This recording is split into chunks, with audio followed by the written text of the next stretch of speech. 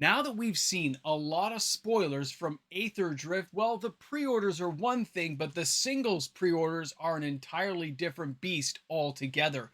And in today's video, we're going to take a look at a few of these cards that are outright selling out and the prices that are being sought after by your LGS if you want to get your hands on some of these Aether Drift cards.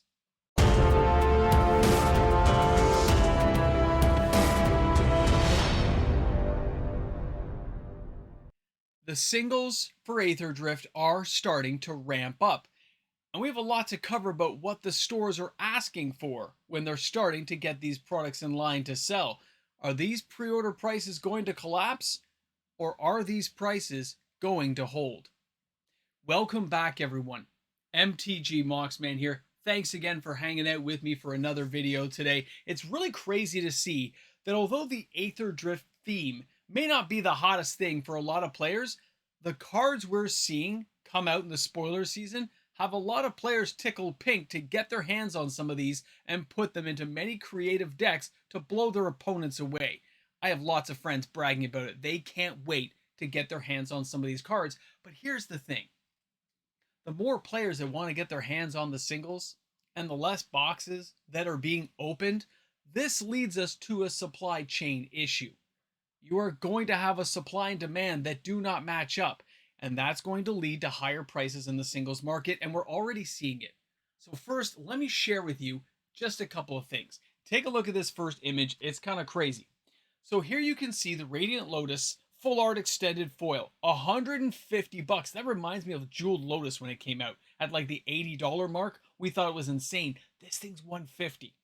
Then you can see Ketchermos, the New Dawn, borderless, right? Kind of crazy graffiti giant, 65 bucks. Then you've got Loot, the Pathfinder, extended art, so crazy, 60 bucks. Then the regular Radiant Lotus, 60 bucks. And then of course, we've got the Aether Spark for 50 bucks. Just a couple of cards to make you think, like, what's going on? Now the question is, how are they selling? Are people actually buying these cards? Well, here you can see the Radiant Lotus extended art foil. Okay, pre-order, 150 bucks, 5 available. But I looked at this the other day and I should have taken a screenshot. There was 10 available. So now we're down to 5. People have already paid for this card at this price level. They have bought the card. Now, what does that mean for everything else? When you have people willing to pay 150 bucks for a single card from a pre-order of a product not even released. We have other examples of this. I've done it myself with Imperial Seal. But those are premium, high-priced products, and it looks like Aether Drift collector boxes, they're doing okay. They're starting to pick up steam. And for those of you out there asking about the Play Booster boxes,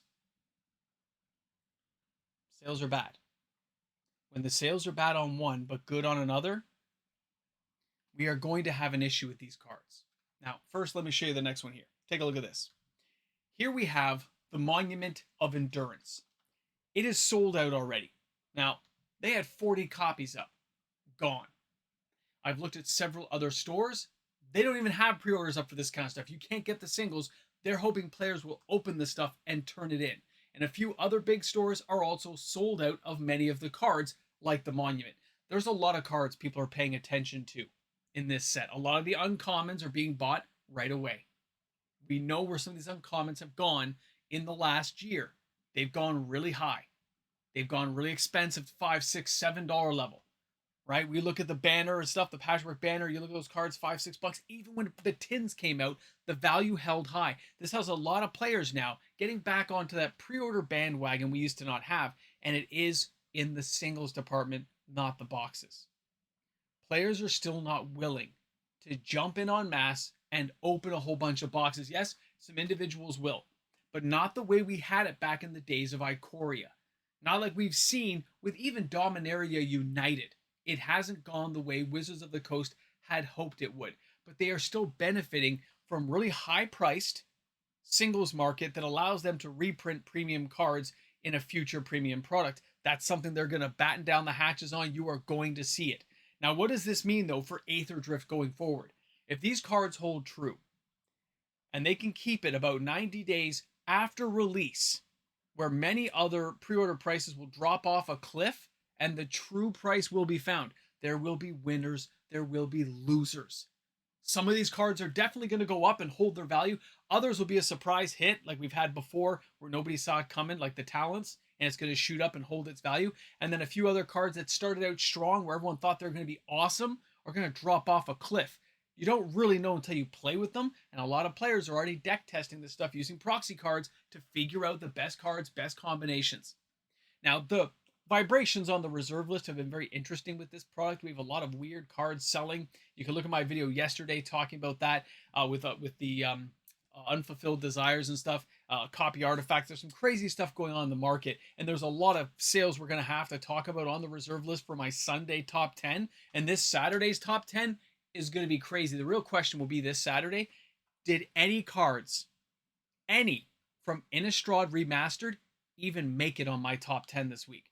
Did any of them sell enough to warrant getting on the list? Did they sell a few thousand copies? That's what we're going to talk about this weekend. It's going to be insane. Now back to Aetherdrift here to round out the video.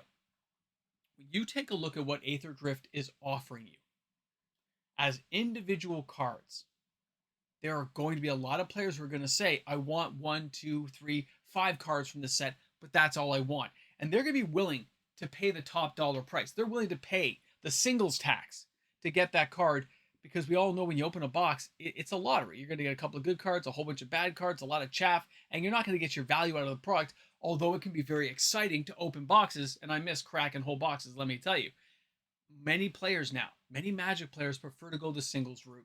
They prefer to buy the stuff as soon as they can, get it delivered, put it into their decks, because those are the specific cards they're looking for, generally for individual standard decks, modern, or commander. And there's a lot of players out there who still dive into Pioneer, hop into Pauper, want to pay some Brawl, maybe some two-headed Giant. No matter how you look at it, players tend to go the singles route, and that's because the price tag attached, they can just save so much money buying even a higher price single than buying a whole box and just hope in a prayer that you're going to get what you want. Either way, interesting to see how many of these things are sold out and how many things are disappearing on the market. Are you one of the players out there who bought some of these? Did you pre-order and get your orders in fast? Because I'll tell you right now, Final Fantasy, get ready for it. It's going to be crazy. I've heard way too many stirring storms right now about what people plan on doing. We got to talk that conversation in a few weeks when I get a few more things put together. Anyway, thanks again for hanging out. Thanks for being here with the Mox, man. I hope you guys are getting ready for a great weekend. You get to play some Magic, kick back, and relax. And I hope you guys get a chance to tune into my weekend videos and the live stream on Sunday, 6:30 Eastern Standard Time. I will see you guys there. Shop smart, shop S-Smart. You guys let me know what you think in the comment sections. I'll see you tomorrow. So here at the end of the video, I'd like to thank our supporters, S-Smart. They have great appliances. They really do take care of things. They have a great customer feedback guarantee when you send in the flyers. I mean, Shop Smart, Shop S-Smart. And don't forget to visit Sporting's Good. The new Employee of the Month, Ash, will be there each and every day. And what can I say? I hope that the Necronomicon doesn't swallow your soul. Well, well, well. You thought it was over? It's never over. Never. Do you understand? Never. It is hard to believe that I put out a minimum of 365 videos a year. 365. I average 3 YouTube shorts a day. That's 1,500 YouTube shorts a year if I keep the current pace. This is all current pace. Just go with the ramble jabble. You're here at the end. You walked in here, not me. Crazy. And my goal of 50,000 subs, we are past the halfway mark. It gives me shivers. I don't know how many people will have been here from the beginning of my channel all the way to the end when I get to 50K. But it's awesome. When I'm having a really bad day, this helps lighten the mood. So thanks again. Dropping comments, giving thumbs up, why not? Now, on a very bad side note at the end of this video, if you made it this far. Many of you know, I purchased a new computer about 1.5 years ago, whatever it was. This thing is really acting up. Now, it is a laptop. I do travel with it everywhere. What is this thing? A Ryzen 9, it is not holding up well. It's just not. Um, my old laptop held up way better. So I don't know what's going to happen. This thing is like overheating now. I've tried to get the fans cleaned. I'm just warning you. I am preparing for a redundancy plan. But if my videos go dark for any reason, it's because the laptop died. Couldn't get a video out, but I'll have my phone and I'll put something up on the channel letting people know what happened, okay? I'm trying to save up money now for another new laptop. Hopefully something a little more generic that can hold up with multiple cameras and stuff. If anyone's got recommendations, please drop them in the comment. Because this one was so expensive, I'm going to try to keep it going as long as I can. But at the same time, because I need portability, if anyone knows a good, decent laptop that's not going to cost an arm and a leg, I would appreciate it. Any ideas? I'm not a huge techie guy anymore, but I appreciate anyone could take the time if they know anything that I don't know. Okay, trying to keep it to around the $1,200 mark. I'm hoping. So thanks. All right, guys, appreciate you. Have a great day.